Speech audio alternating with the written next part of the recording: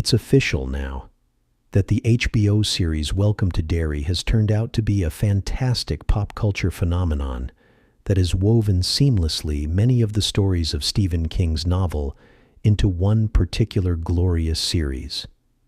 And one of the most riveting topics to have been brought up is, could Pennywise really be imprisoned in this town? But ever since this topic was brought up, I questioned it, and I wondered about its validity. And could the prison aspect of Pennywise be one of his magnificent misdirections? I'll explain why. But before I explain, please don't forget to like and subscribe. Thank you. People have been talking endlessly about the possibility that Pennywise is trapped within the town of Derry, trapped by shards of the meteor that he was encased in when he crashed into that particular area millions of years ago. But is it true that the shards are actually keeping him caged in? Well, I have to really question that, for good reasons. Because many things about this particular cage aspect of the story don't add up. And who knows, this could be one of Pennywise's master plan of deception and fear. Let's start by bringing in another character we're familiar with, Superman. And what is his particular Achilles heel? His weakness, it's kryptonite. Kryptonite seems to have many of the properties that the shards have that keeps Pennywise in Derry. It seems to disrupt or weaken Pennywise, causing him some discomfort and paralyzing him, freezing him temporarily, and then causing him to retreat. But this is where the similarities end and the differences begin. There is a huge difference between Pennywise's particular power set and Superman. This difference is why I believe the cage aspect of Pennywise in Derry seems to fall apart. Everything seems to unravel because of how strong Pennywise is psychically, particularly in that town, not to mention that reality bends to his will. You have to understand Pennywise is the master of manipulation, coercion, and deception. On top of that, he's able to change and bend reality to whatever he wants. Just in a series alone, we see that he influenced Dick Halloran, who is a powerful individual with the shining ability, to have him almost walk out a plane and kill himself. Pennywise, of master of deception, skills were put on full display. When he pretended to be Maddie, he masterfully convinced the children to come down to the sewers of their own accord and basically serve themselves up on a silver platter. In the movies, Henry Bowers was a puppet of Pennywise, and he even mailed the knife to him. Henry was eventually manipulated into murdering his own father and attempted to kill the Losers Club members. That's power. Like lambs to a slaughter. With that kind of power, it brings up an important dilemma of Pennywise being locked in a cage by shards. If he has that kind of immense psychic power at his beck and call, why can't he convince some weak-willed individual of his choosing to pick up the pillars and remove them after all these thousands of years? He convinced people to commit suicide, to walk into the jaws of death, smiling, thinking they're going to get some sort of treat.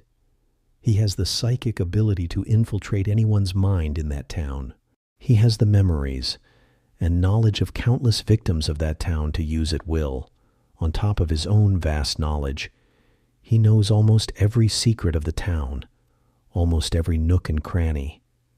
Even the army was able to trick the Indian boy, trapping him to extract vital information. If they can get shard information that easily, that would seem like child's play for Pennywise. So it would be foolish to think that he can't convince someone to pick up a rock and move them at any time he wanted.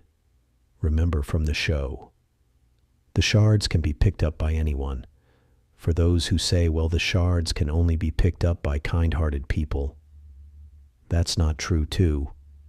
We know one of the soldiers who is hostile to the Native Americans of that area picked up the shard without any sort of issues. We also know that the shard activated without anyone touching it. You see, this is not that uncommon with powerful beings, being limited by mystical rules. In fact, there are creatures that have far more restrictions on them than supposedly pennywise, but they get around those mystical rules. For example, the vampire use people called familiars to accomplish things that they cannot accomplish due to their own weaknesses.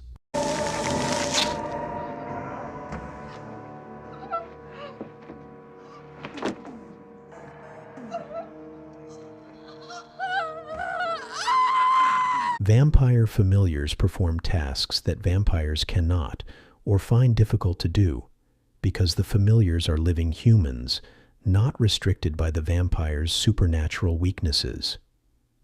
Familiars act as intermediaries to the human world, handling daytime activities and other logistical needs. Familiars can perform tasks that a vampire typically cannot. Go out in direct sunlight, gather information, manage affairs during the daytime when vampires are vulnerable or forced to rest, maintaining a human cover for their master, tasks that are difficult for vampires who may not cast reflections, be unable to enter a home uninvited, or have an aversion to religious symbols. Procuring victims and hiding evidence, they can scout for potential victims and help dispose of bodies. The most important part about why familiars are used directly connect to Pennywise and his particular issues with his limitations. He could easily get a familiar to do his bidding like vampires. A vampire familiar can enter private dwellings uninvited. As humans, they do not face the mystical barrier that prevents vampires from entering a private residence without an explicit invitation. The truth is, Pennywise can easily make familiars, or you might say patsies, servants. He has the power to bend reality to create whatever temptation and desire he needs to influence someone to do his bidding. Even more powerful than the vampire, you might say. The key point is that the mystical barriers or bars have no effect on the familiar. And if Pennywise uses the same tactic, in my opinion, he can easily escape. Humans are practically powerless against his mental will when he focuses on that particular individual, corrupting the mind from within and changing reality on the outside to solidify his objective. Again, he can use anyone to accomplish his goal. If the shards were the only reason for him staying in Derry, logically speaking, he would most certainly would have by now found them, even making it a priority over his feeding cycle, knowing that once he gets out he can feed as much as he wants. But for some reason he doesn't do that. He could easily weaponize practically the whole town to get what he needed. He did it before with the Bradley Gang massacre. The townspeople and many of the residents could effortlessly become Pennywise's familiars. The residents of Derry seem to be particularly conditioned and weak-willed. Remember, the townspeople could leave that town if they really wanted to, but they stay in that town offering their children up as a sacrifice for this creature, because they are beholden and subservient to it in many ways. So in the end, I don't know for certain whether the shards are the only thing that's keeping Pennywise in that town. There could be many other factors at play here. A resistor to Pennywise's grander scheme. One X factor that comes into play, and most likely why Pennywise is limited the way he is, could be mature in the turtle, power at play, hampering many of Pennywise's schemes to escape in ways that we cannot see.